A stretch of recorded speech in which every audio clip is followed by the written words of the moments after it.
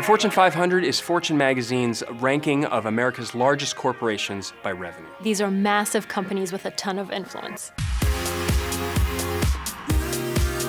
For more than 6 decades, Fortune has tallied up the revenues for companies across the United States. To get on the list, it's real simple. Make more money than everybody else. It was a pretty good year to be a corporate CEO. Executives care about the Fortune 500 because it is a barometer for success. You convey to the rest of the business community that you make real money. The cutoff list this year for the 2018 edition was about $5.4 billion in revenue in 2017. The overall market value for the 500 companies jumped 11% this past year to $21.5 trillion. It was also only the second time in history that the Fortune 500 combined passed the $1 trillion mark in profits. It happened in 2013 and it happened again last year. So these are all signs of a relatively healthy economy. Number 1 on the list this year for the 6th straight time is Walmart. This is the first time that a company has topped $500 billion in revenue. You've got ExxonMobil at number 2, jumping 2 spots because of rising oil prices. Number 3 on the list this year is Warren Buffett's Berkshire Hathaway with about $242 billion in revenue. And with $44 billion in profit, it was the second most profitable company this year behind Apple. Number 4 on the 500 this year is Apple, which drops 1 spot despite booking $229 billion in revenue.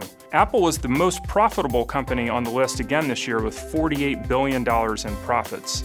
And it's the most valuable company in the world by market value with a recent market cap of about $850 billion. Amazon cracked the top 10 this year for the first time ever, moving up to number 8 from number 12. A lot of people think that the Whole Foods acquisition is what's helping Amazon's revenue grow. Most of its actual core business is helping. The retail business, of course, that everyone knows, plus Amazon Web Services, which provides internet services to much of the rest of the Fortune 500.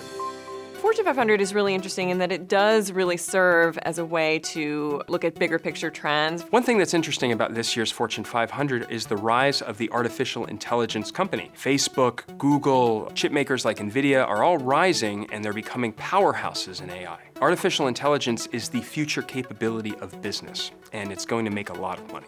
5 of the 6 most valuable companies on this year's list are tech companies: Apple, Alphabet, Amazon, Microsoft, and Facebook. Those big market caps reflect a belief by investors that these tech companies are going to continue to grow in the future. One big trend this year is that traditional retailers like Sears and Toys R Us are really struggling and falling down the list as Amazon reaches new heights. One of the interesting things this year is that a lot of companies, even though the tax reform bill was passed at the very end of 2017, it's reflected in a lot of the companies' profits.